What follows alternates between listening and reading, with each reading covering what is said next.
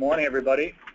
Welcome to our webinar, Making Energy Efficiency Visible in the Real Estate Market. My name is Charlie Taylor. I'm a High Performance Buildings Research and Analysis Associate at Northeast Energy Efficiency Partnerships, or NEEP. I'm joined today by a couple other members of the buildings team here at NEEP. We've got Kevin Rose and Carolyn Sarno-Goldthwaite. I'm also joined by Craig Foley, who's going to be presenting today.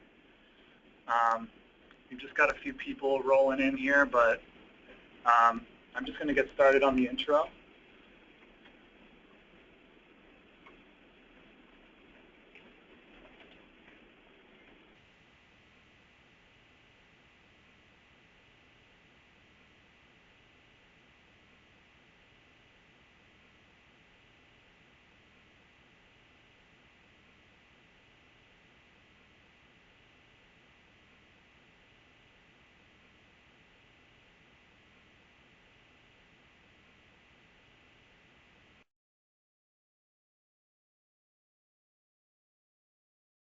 Advance energy efficiency, and one of the ways we do that is by trying to make it more visible. So we try to highlight good case studies, increasing awareness so that efficiency is really seen as the lowest cost and most environmentally friendly resource in our energy system. So this really ties in well today with the webinar that we're going to do and increasing the visibility of efficiency in the real estate market. So we're really excited to have Craig joining us. I'm going to give him a little intro. He's the Chief of Energy Solutions for RE/MAX Leading Edge, and he's also a co-founder of InCharge Energy. He joined the RE/MAX Leading Edge team in 2012 as a realtor with 12 years of experience. He's also a really great advocate for high-performance buildings in New England, and really just providing adequate energy information for potential home buyers as a means to empower their choice in the real estate market. He was the Evergreen Award winner in 2013 from the National Association of Realtors. And I'm going to turn it over to Craig. So take it away. Great. Thanks, Charlie. It's great to have the huge number of participants that we have for this webinar today. Thanks for everybody jumping on board and listening in on this. We're going to cover some topics that I think will be of interest for everybody. We've gone through the welcome and the introductions, where most of the content is really focused on how the real estate world and the energy efficiency worlds are in the process of intersecting quite strongly right now. We're going to talk about the emerging market opportunity of those combined markets for the real estate industry out there. I'm going to talk a little bit about a concern that many real estate agents state to me. I teach a high-performance home class through the state of Massachusetts, and something that is mentioned to me fairly frequently, that energy efficiency for many real estate pros is invisible. So how am I supposed to sell that? And we'll certainly address that today. We'll hit energy efficiency contributory value in the real estate transaction and give you a couple of really great resources that real estate agents can use to make energy efficiency visible to themselves, to the appraiser, and to their clients. And we'll have some time at the end for some Q&A as well. We're going to start with a poll. Which of the following worlds do you fit under? Which best describes you? You can fill that out, click it in. Carolyn will be reviewing all of the poll numbers as they come in.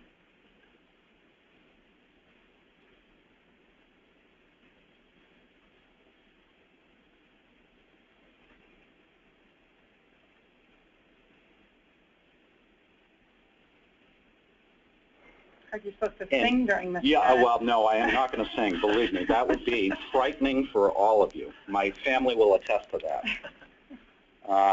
It's good. We have a significant number of energy efficiency professionals. We've got real estate agents on the line. I'm really glad to see that there are people from the lending world, appraisers, that have joined in as well.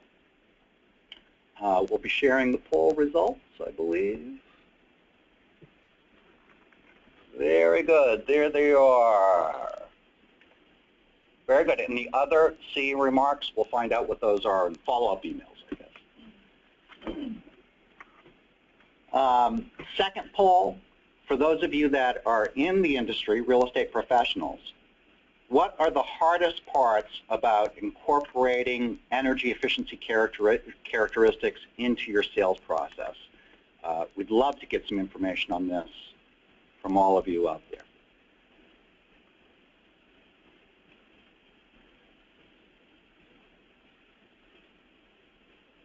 Maybe Charlie wants to sing this time. Really need the music on hold. Equally traumatic. Yes, we're going to spare you all on the line, any of us singing at this moment in time. Okay, so we're starting to see some poll numbers come in.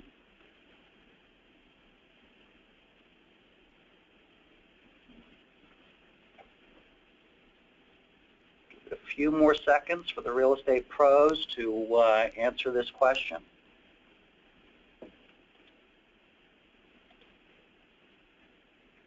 And the largest number is that 83% say that potential buyers don't seem to know about the opportunities that are out there for energy efficiency solutions. We can certainly help you fill that gap as we work our way through the webinar.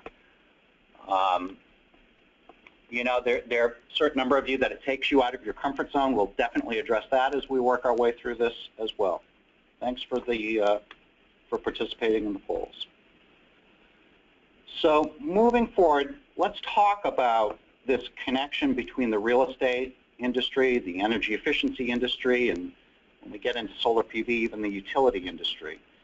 And what is that connection? Is it an intersection or is it a collision? I hear both viewpoints as I work my way through real estate participants throughout the state. I thought I would address both of them in kind of a point and counterpoint kind of approach with these intro slides as we work our way through the webinar. We're all aware, I think, everybody on this phone call is aware that there is an energy challenge that we need to address here in the Northeast. Homeowners are certainly stressed from escalating utility costs. The grids that move energy and fuel from one spot to another are under significant stress here in the Northeast. We have an old grid that's in need of infrastructure improvements. And our environment is clearly under significant stress as well. Now, even if we take the climate change argument out of the environmental stress factor, any way that we produce energy involves risk. Now, some ways that we produce energy involve more risk than others, but the average home here in Massachusetts uses 109 million BTUs of energy, a significant amount of energy every year to heat, light, cool the home, power all our gadgets and appliances. The first time we released an atomic weapon in warfare over the Japanese city of Hiroshima, that bomb released 60 billion BTUs of energy. So in less than 3 hours, just our homes in Massachusetts consume the same amount of energy that was released by that first atomic weapon. That doesn't include our businesses, the energy that it takes to get from our homes and businesses and back again. That's just our homes. Just the sheer amount of energy that we need to move our communities forward puts us under risk. One of the few solutions that I know of that releases stress on those three stress points, the ratepayer, the grid, and the environment, is energy efficiency. It's why it's such a big part of the solution, particularly here in Massachusetts with our legislators and here in the Northeast, because we know the cheapest kilowatt is the one that's never used. We know that reducing demand from the grid, particularly at peak load times, reduces stress from the grid. And the cleanest kilowatt is the one that's never used as well. So you know, the response I get to some of that kind of information is, yeah, Craig, I get it, I know, but we sell homes, we don't sell climate change solutions, and our job is to sell homes. That's true, there's no question about it, that's how we get paid, but we also have an obligation to serve our clients as well. And there's plenty of polling data now, we'll hit some of it a little bit later in the presentation, to support that, the fact that energy efficiency is, in fact, something that our clients seek, that they want. And on top of that, our industry has a huge opportunity to be part of that solution. We're certainly going to hit the market penetration numbers, the dollar numbers, that can indicate where that opportunity is. It's significant. We'll hit that a little bit later. But there's also a lot happening at the upper levels of the real estate trade organizations to support being part of the solution. The realization is that we need to find a way to tackle this issue head on. I'll give you some examples of that. The Appraisal Practices Board earlier this month, on June 2nd, released a 47-page document called Valuation of Green and High Performance Property, Background and Core Competency. That was the APB's, you know, kind of best practices for green valuation of residential and commercial properties. That's a big, important document that was just rolled out. The Appraisal Institute, in March 2013, I believe, was their first release of the Appraisal Institute's Green and Residential Addendum. We'll cover that more as we get to the resources later in this program. But again, you can see how the appraisal industry is trying to tackle some of these issues in terms of the valuation, the contributory value head on. NAR in May 2014 released the Green MLS Implementation Guide. That was a guide for the 860 MLSs throughout the United States to create a standardized set of green data fields that was also compliant with the Real Estate Standards Organization Data Dictionary. So there is no question that at the 50,000-foot level, the real estate industry is tackling these questions and tackling them head on.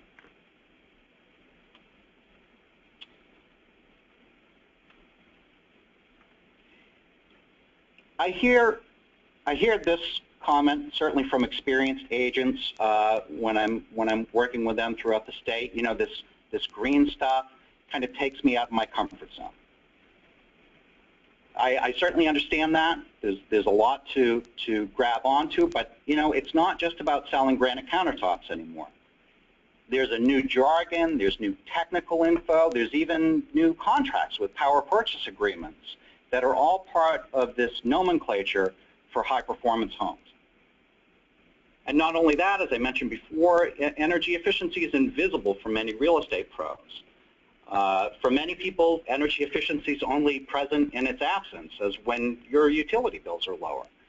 So today, what we're going to provide for you is some resources that can really help you make that invisible world of energy efficiency visible for you and your clients. On top of that, with the specifically in response to the green stuff taking you out of your comfort zone, we do have an obligation to our clients and to the product that we're selling. NAR's Code of Ethics, Article 11, says it pretty clearly that we have a requirement to be knowledgeable and competent in the transaction. Certainly if you're selling a green certified home or you're helping a buyer buy an energy efficient home or selling a home with solar PV on it, I think it does require an extra level of knowledge that the NAR Green Resource Council can certainly provide. Now we have CEU credits for real estate agents in Massachusetts that can help fulfill some of those obligations that we have. Next poll for the realtors online. How often are you asked about a home's energy consumption?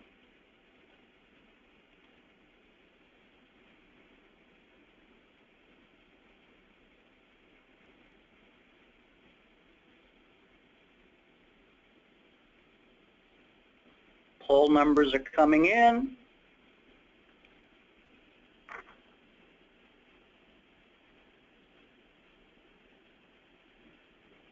And can we throw those up, Charlie and Carolyn? So we've got 14% never, 43% rarely, 29% often, and 14% almost always. Really interesting split among the real estate professionals out there about what they're seeing for results among their clients.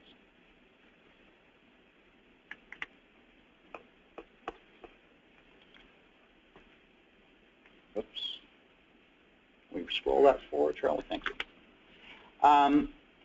So this is what I'm seeing here in the Northeast. Now, you all know that New England, we're the leaders of everything that's good in the world. We, have the best healthcare facilities. We have the best educational facilities, and of course, we have the New England Patriots. So we're the leaders of everything. But this is a chart where we really don't want to be the leader on. This is a change. This is information from the EIA, the Energy Information Administration, that they released on the jump in utility prices from the first half of 2013 to the first half of 2014. And you can see, unfortunately, New England is the leader here with a big jump in power prices. Now, again, this was the first half of 2013 to the first half of 2014. So this chart doesn't even include the 29% and 37% rate increases that the two largest Massachusetts utilities hit residential end users with this past winter. There's no question that the ratepayer is under a lot of stress, got a lot of media attention, and in my business with buyers that I'm working with, that is certainly a concern and a question that pops up on a very regular basis.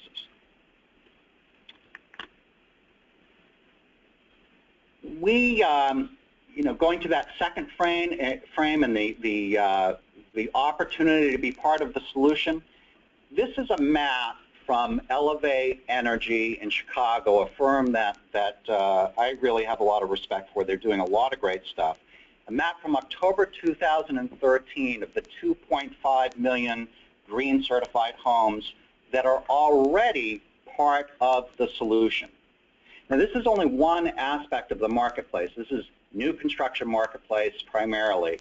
But, some of the numbers that I just recently saw was during the time frame from 2009 to 2012, there were 1.2 million existing homes that did home remodeling jobs that involved energy efficiency upgrades during those 3 years. So that's another part of this marketplace that certainly isn't reflected in this map at this point, but we're all trying to get the big data together so we can try to get more reliable numbers on this.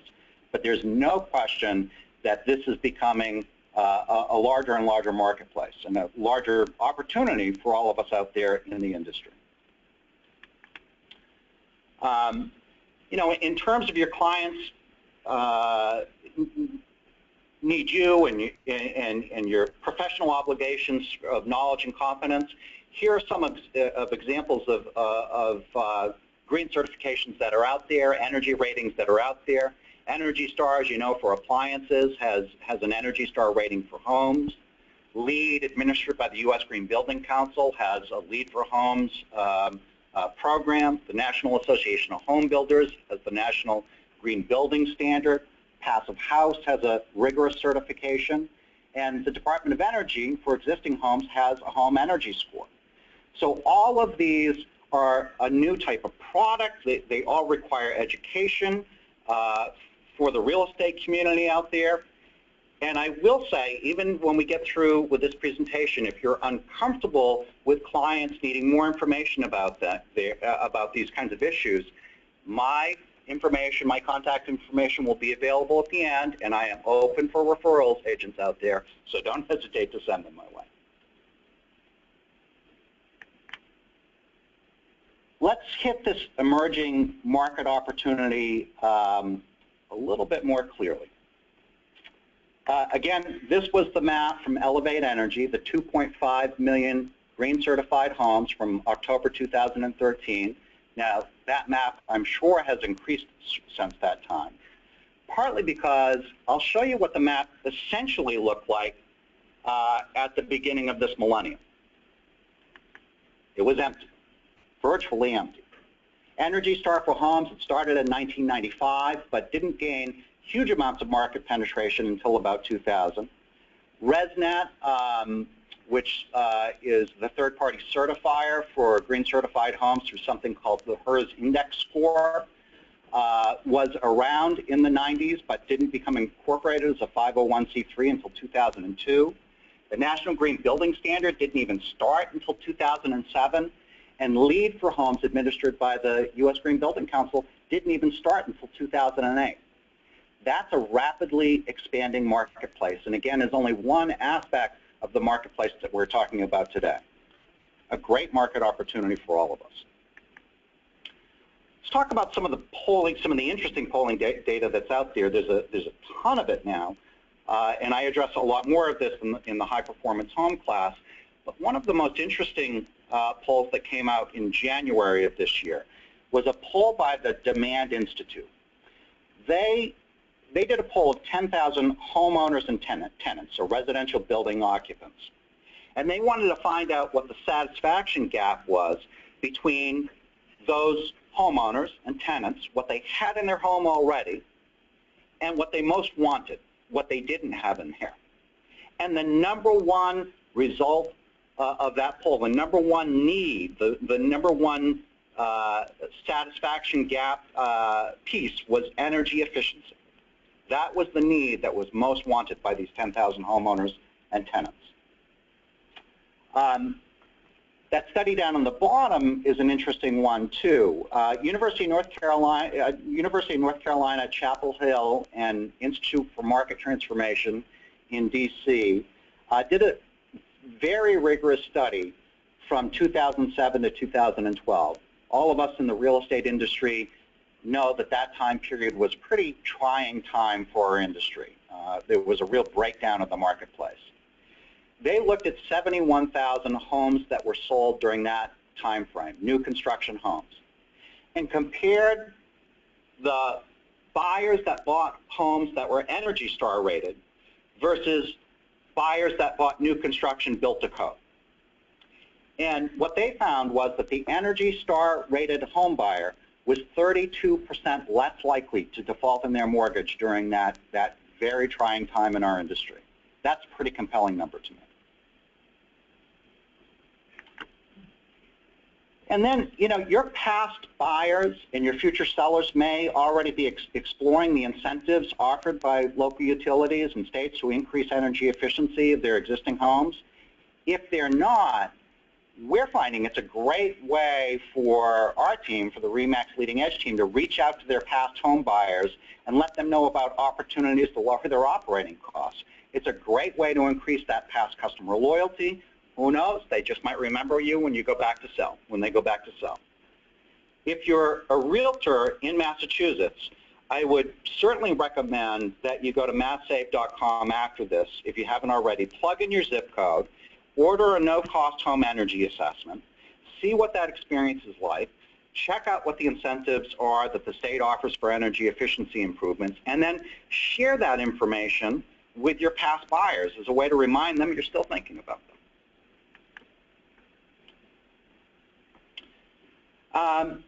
And another, you know, certainly emerging marketplace here in Massachusetts, a really interesting, quickly evolving marketplace, is the solar PV marketplace here in Massachusetts.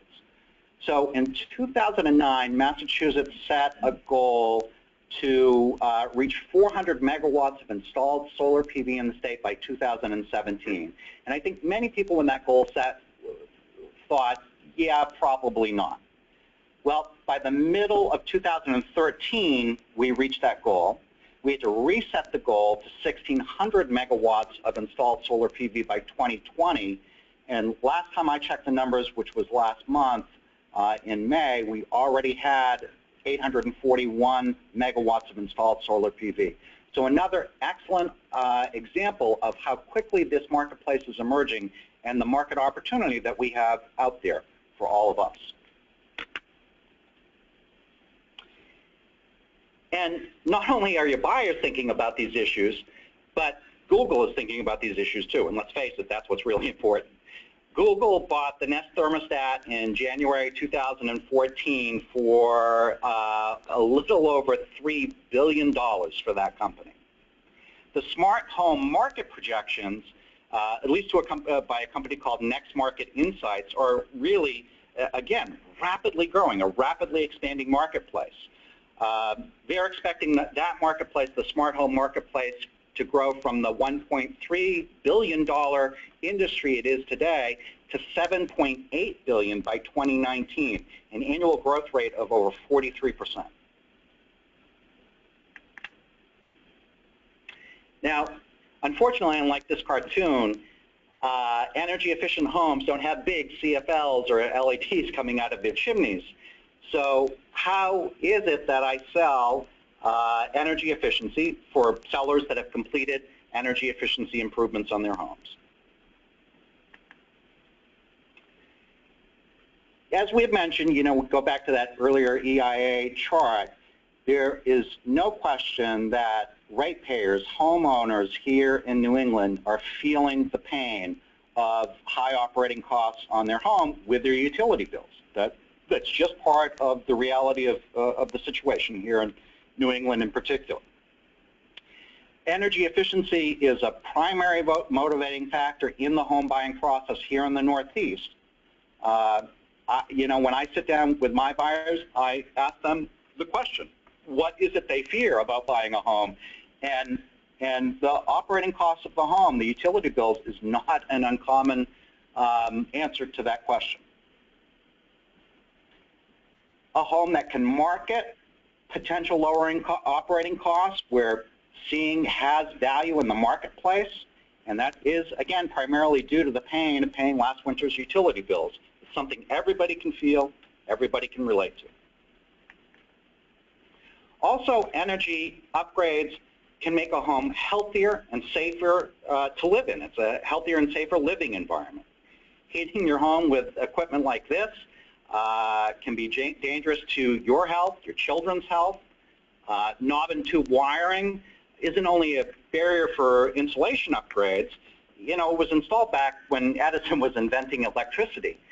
It can be difficult for home buyers that are buying homes with knob and tube to get reasonable insurance premiums, or sometimes even any insurance for their home. It's worth noting also that if you go to masssave.com and go through the home energy assessment, one of the great incentives that the state offers is something called the heat loan. Heat loan is, in Massachusetts, up to $25,000 of financing for energy efficiency improvements, amortized over 7 years for 0% financing, 0% financing. And one of the things that they did this last year in January was that they added being able to use that funding to remove knob and tube wiring in the places where wiring would prohibit insulation upgrades.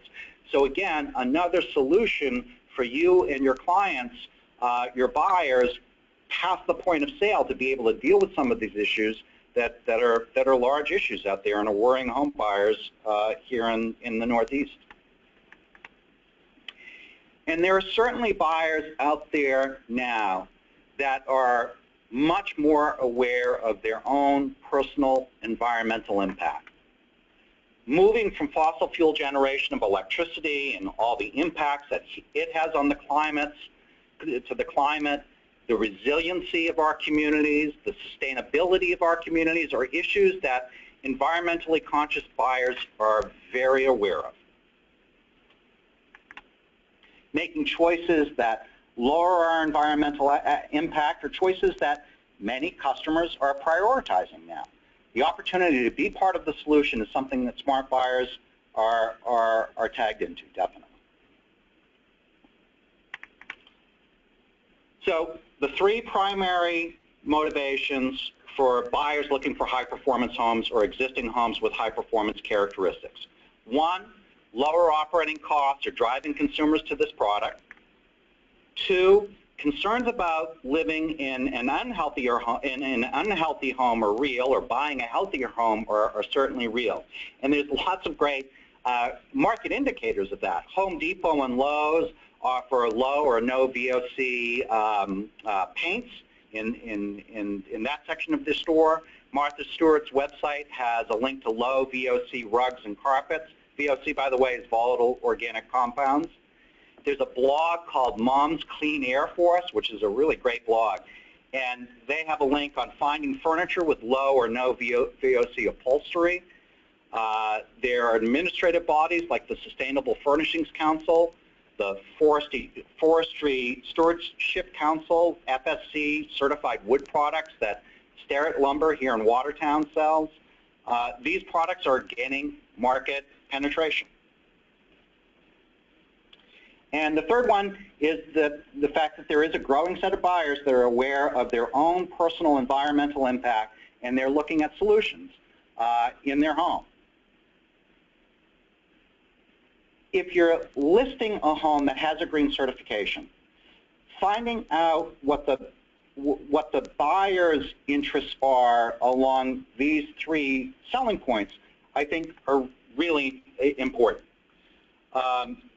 In an open house, when you're meeting a buyer that's coming to a home that has a green certification or has had significant energy efficiency upgrades, you can certainly tailor your message more effectively to that buyer by knowing the specific features that are solutions for some of these three common problems.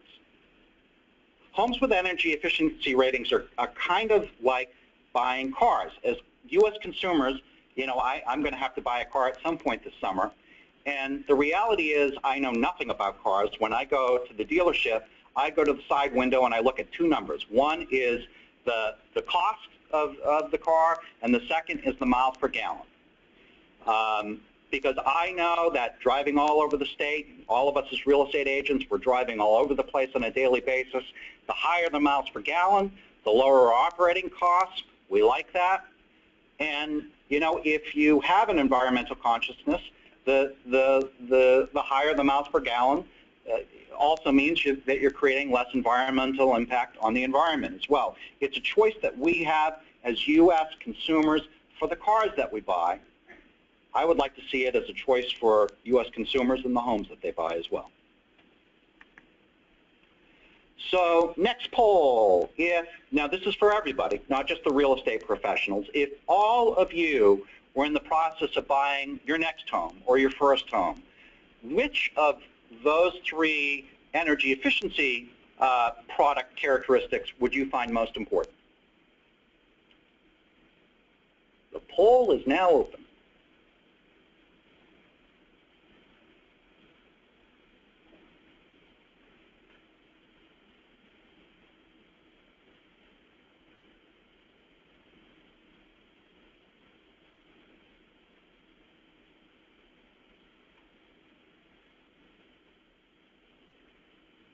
Great. We're seeing lots of results. Almost 70% have voted now.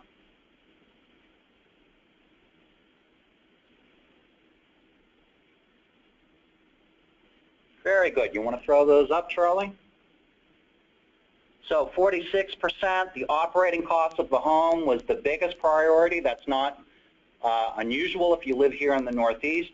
36% prioritized health and safety of the built environment, and 19% felt that buying a home and their own environmental impact was their top priority.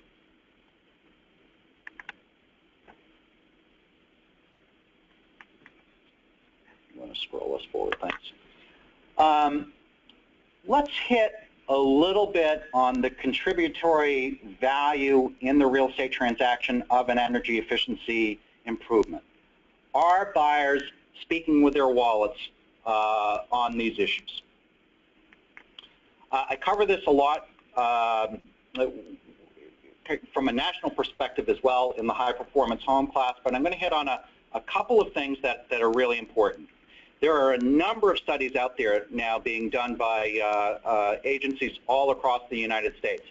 Lawrence Berkeley National Labs is doing some incredible work on analyzing solar PV contributory value to existing homes. Just some outstanding research. Firms like Elevate Energy in Chicago, Earth Advantage in Oregon, are all looking at how energy efficiency is adding to contributory value of homes in their marketplaces. One of the first things that I did when I joined the RE/MAX Leading Edge team was I wanted to find a number, find something that showed that there was a willingness of buyers to speak with their wallets to lower the operating costs of their homes.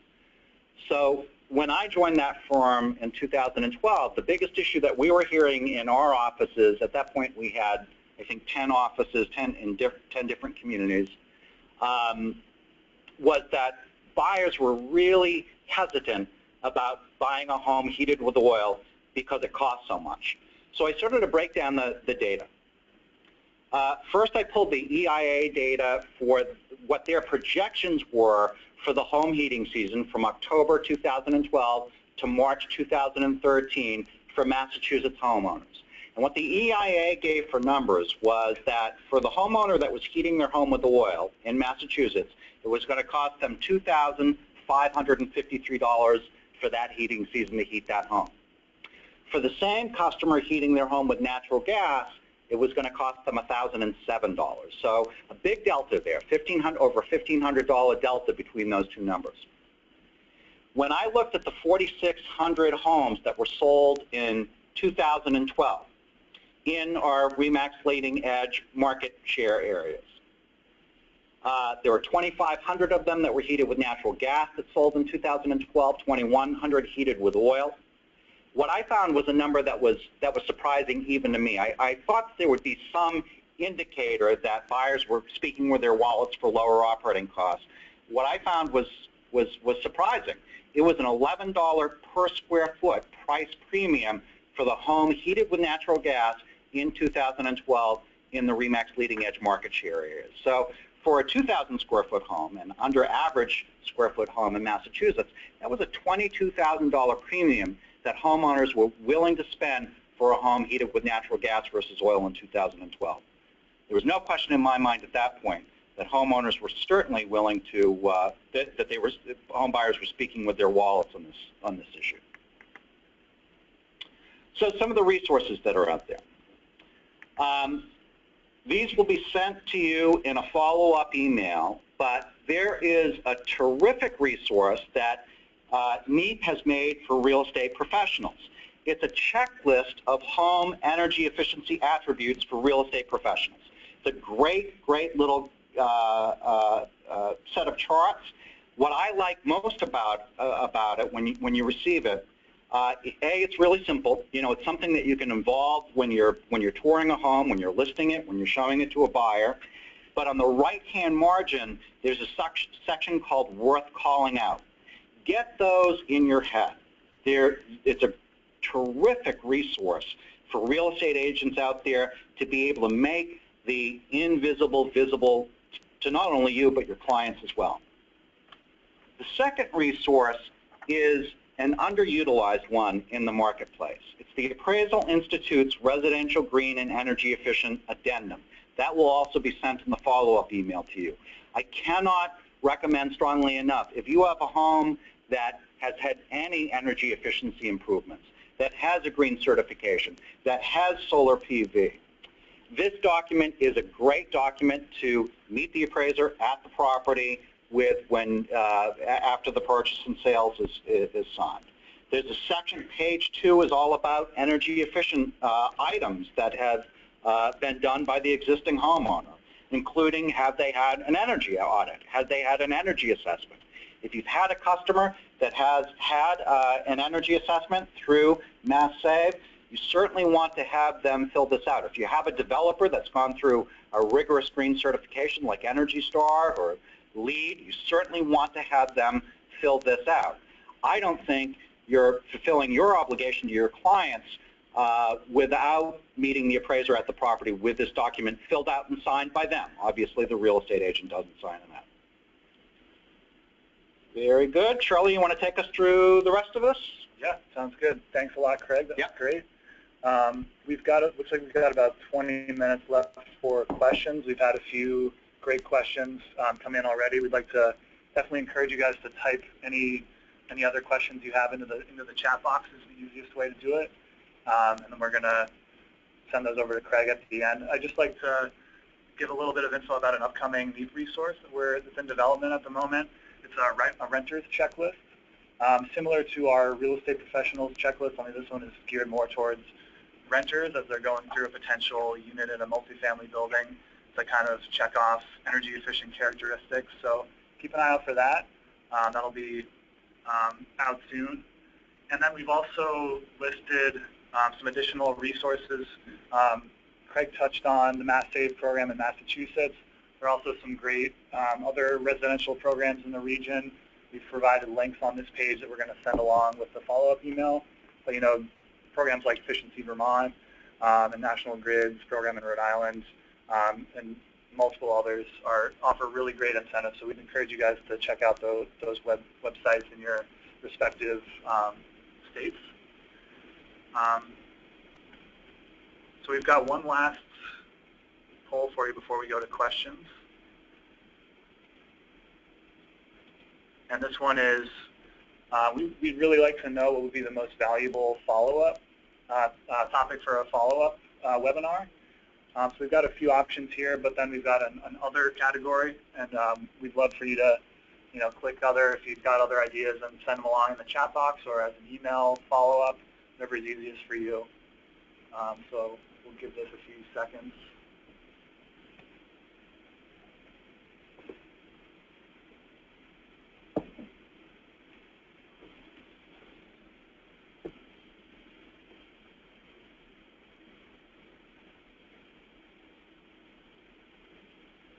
Got about half of everybody has voted so far, so we'll give it a little bit more time.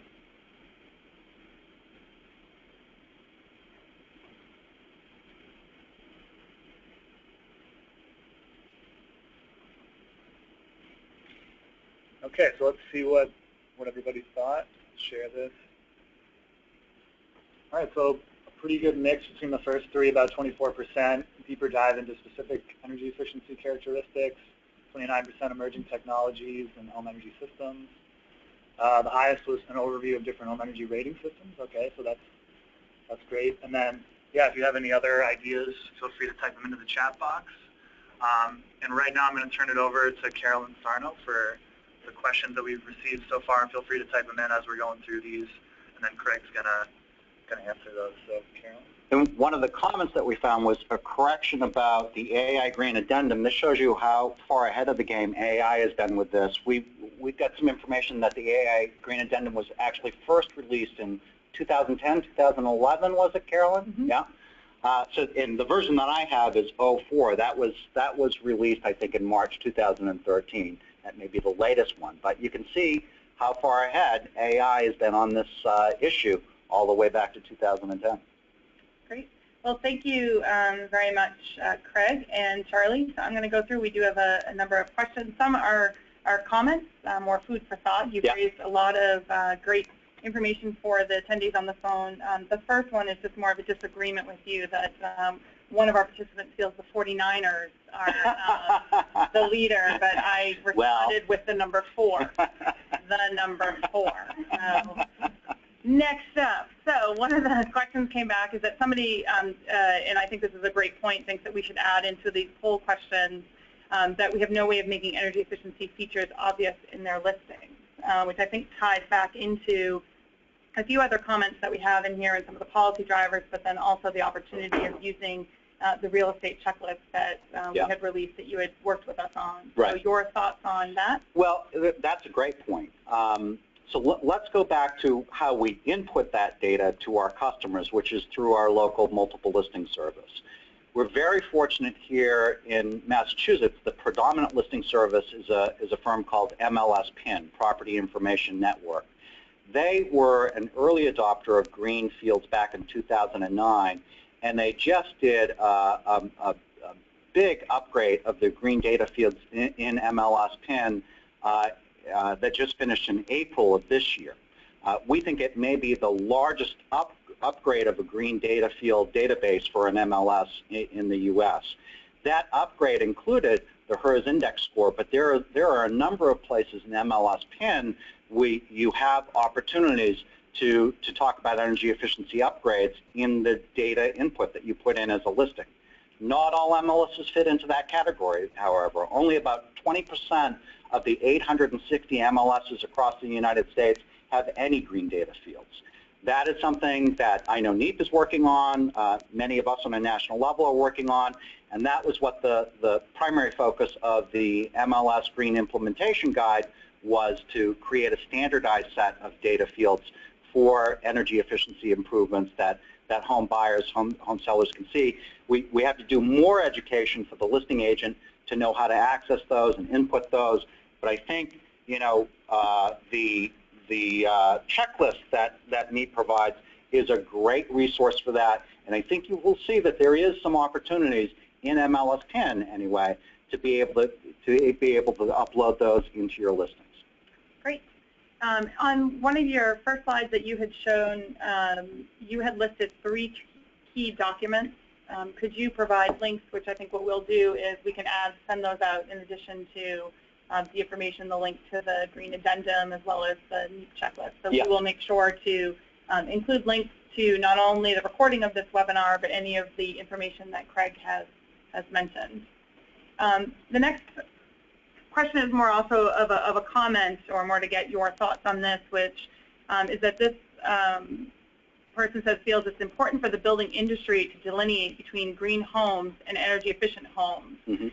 These are really 2 different definitions, and when homes are being marketed, we'd be more credible if we didn't misuse the terms. And I know it's something you know, for NEEP for us, and I think in the commercial sector, we have long kind of struggled to try to delineate between what we actually call high performance buildings, which are buildings that are energy efficient, and green. But they really are kind of 2 different things. So what is your... They are. There's no question about it. And in fact, the AI Green Addendum gives a very clear definition of the difference between the 2 of them.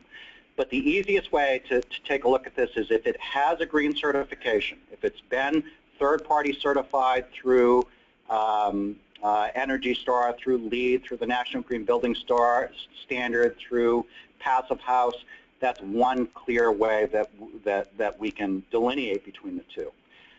In Massachusetts, we have a more rigorous stretch code that's something, I think it's 146 communities have adopted, called the stretch code, a more rigorous energy code. And the requirement in those communities is to get a HERS index score for that new construction or that big upgrade of an existing home. So when the HERS index score is delivered, there is a number that is now being filled in, I'm really pleased to see, in MLS PIN on a regular basis, that gives an indication of the energy efficiency of the home, whether or not it's gone through a green certification process. But I think the comment is exactly right. You know, this has all been this green movement. I don't use the word green, by the way, in my marketing because it's not clearly defined what green is. But there's certainly a movement now to not only include high-performance home characteristics in existing buildings, whether they're commercial or residential, or constructing a complete high-performance home or commercial building. So there is a lot of delineation here that we're all trying to figure out. There are appropriate ways to market all of these things. Great. A bunch more questions that have come in. Another one is on the PV tool that you mentioned, which we'll be sure to include the link that you referenced on that one. And then you had mentioned, which I thought was really staggering to hear, the fact of thinking about that what was it? It's $22,000 that homeowners are willing to spend, $22K on gas versus an oil home. And so one of the respondents had a question: is it just possible that natural gas, if those are just in newer homes, you know, compared to ones that have oil, and maybe that's why they're selling for a higher price because they're newer? That's a great question. I mean, in our market share areas, with the study that I did try to delineate and use comps for, and part of the comps that I looked at was the age of the building as well. So I tried to remove that as a category. And here in the Northeast, in our market share areas, it is true that, you know, there is probably a slight difference between a home heated with oil versus natural gas, but it's not as significant as other parts of the country, certainly. Great. And in terms of demographics, are you seeing age of buyers kind of come into question? Are younger buyers versus older buyers, are you seeing that actually come into play between who is looking for energy-efficient homes or attributes? You know, I think it's on the two ends of the spectrum. There's no question that millennial buyers are thinking about this and are concerned about their own environmental impact, but home buyers that are looking to move down in the amount of space that they own are very interested in getting lower operating costs of their home, partly because they've felt the pain of that. So I'm seeing it personally in my business in two different sets of buyers. The buyers that are getting their kids into college and looking to move down, and the younger buyers that have a different economic and environmental awareness. Great. So I'm going to kind of merge a comment and a question that had come in previous to this, where someone had noted, just to kind of talk about, so again, even though Neat region is the 12th state, we did invite our other Rio counterparts across the country, and so we have a number of folks that are across the country that are listening in this morning. And someone mentioned about how Chicago had recently passed a disclosure ordinance, and what they have been seeing is it's really been shown to be effective, and that properties opt in and disclose utility bills sell 2 weeks faster and for 3% more money than those that actually opt out of this. So with that, we have another attendee who's asked the question of what is your view on the Senate bill currently proposed in Massachusetts that would actually require something similar for time of sale, and what really would be the impact to ratepayers given that they're already paying for the Mass Save program? Right. So what is your thought on that? That's a great question. The great thing about the Chicago MLS is they only have natural gas as the primary source of heat and electricity. There's no oil-fired homes out there. So for them to implement that as an auto pop into their MLS was a great opportunity for them to do, and as Carolyn said, we're seeing a market reaction to that, most certainly.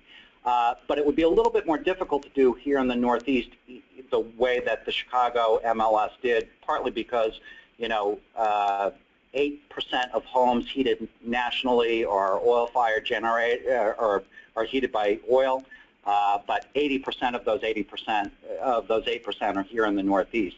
So uploading the heating oil bills, we don't have the same ability to do that. It'd be a little bit tougher here. Senate Bill 1761, I think, is the bill that someone was referring to, Senator Downing's bill. I personally, you know, there are elements of that bill that are going to make our lives more complicated as realtors if it passes. For me personally, this is my own personal viewpoint. It certainly isn't the Massachusetts Association of Realtors viewpoint. It's not RE/MAX Leading Edge's viewpoint. It's Craig Foley's viewpoint that I think that bill will help the marketplace. It will move the marketplace forward. And next Tuesday, I'll be there testifying on behalf of that bill for the hearing at the Telecommunications Utility and Energy Committee. Great, and we are also supportive as well. Another question, or just more thought on that's come in, is how do you really get appraisers to consider using the residential energy addendum? In this one particular area, they really have a bunch of appraisers who just don't know what to do with it. So how do you engage the appraisers in this transaction? That's a great question. I would like to note, if you look at AI's website now, that there are actually 6 green certified appraisers in Massachusetts. Yay, big shout out for AI. I love to see that. Up until the beginning of this year, there were exactly 0. So that question is a great question. When you get if you're the listing agent, after the purchase and sales, you get a call 2 or 3 days after the purchase and sales has been signed by the appraiser. Hey, Craig, can I meet you at the property Wednesday at 2 so I can take a look inside and outside the property to do the appraisal report? That's a great time to mention the fact that you have had a home with energy efficiency improvements, or you have a green certified home, and to at least begin that discussion and mention to them that you're going to show up because you know that they were going to ask you for it with the AI green addendum all filled out. That's a great way to start that conversation. The appraisers also have a knowledge and competence requirement for the performance of their appraisals as well. And on top of that, they have an additional obligation to not be biased in their appraisal. So those are all elements that if you're not feeling confident with the appraiser is going to be able to take a look at these. And now it's tricky business, particularly for energy efficiency here in the Northeast. You're going to have to do the legwork as the listing broker to make sure that there are comps. You're going to have to do a pretty rigorous look to find comps that support those energy efficiency improvements and where there have been specific sales that you can establish contributory value with it. With solar PV, I think it's going to be a little bit easier, but we all have to get the process started in the transaction. You, me, all the listing agents out there, all the appraisers out there, the more we bring the AI green addendum to the meeting with the appraiser, the more this gets integrated into the process, the more it gets uploaded into MLS PIN, the better off we're all going to be to move this market transformation forward. Great. So we have we're closing up on time, but we still have a few more questions that have been entered and a lot of great suggestions for future webinars as well, which is fantastic. So I'll actually stop there for one small plug, which is one question for you, Craig, which is where will you be on October 29th? I know where you'll be. I know where you'll be. Yes, I do. Yeah, I'll be. So this is really exciting. Vermont and New Hampshire are putting together a high-performance home green forums for real estate market participants in Lake Shore Resort in Vermont. And I'll be teaching the high-performance home class that we got passed by the Massachusetts Real Estate Board in July, which has now reached over 600 real estate agents in the state since that time. But we also believe now it will be passed for New Hampshire and Vermont CEU credits. So I'll be up there teaching that class a couple of times for this great seminar and forum that's going on. Great, and I know that Efficiency Vermont is spearheading that through the Vermont Green Building Network, I believe. Yep. So we will make sure to also kind of send a link to that information for that great event that will be happening. So at least so now you know where you will be.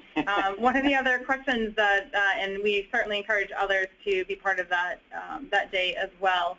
Another question is more on solar. Are you seeing that customers are willing to pay significantly more for rooftop solar? So we don't have data yet in Massachusetts to firmly be able to give you a clear answer to that question.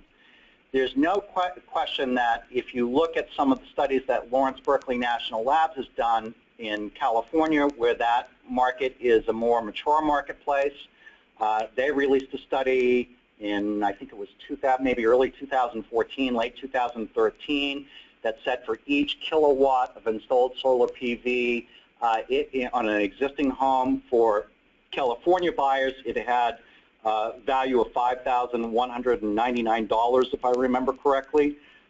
In Massachusetts now, the installed price of solar for residential PV, solar PV, is maybe in the $4 to $4.50 per watt area, so $4,000 to $4,500 per kilowatt. If that California number were to be true here in Massachusetts, it would be one of the few home improvements that shows increasing value on the home. We all know that, you know, if we put in a $100,000 kitchen, the first time we turn on the oven to cook our first meal, the value drops down to $85,000 almost immediately.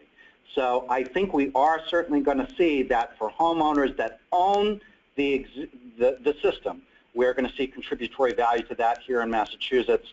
We're in the process of looking for that. But one important consideration with this particular subject is if you're leasing the solar PV unit. If you're a homeowner but you're leasing the system from a third-party vendor, the FHA just gave their guidance on December 16th that in the secondary mortgage market, underwriters can't accept any additional value for leased solar PV on a home. So only if it's owned. Great.